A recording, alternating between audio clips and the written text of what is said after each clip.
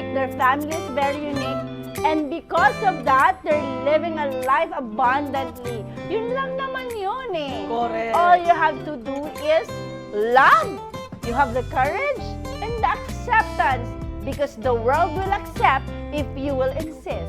Wala silang magagawa. Diba? Correct! Okay. Na-inspire naman ako dun sa kwento nyo. Pagmamahal sa puso, pagmamahal na meron tayo para sa sarili natin.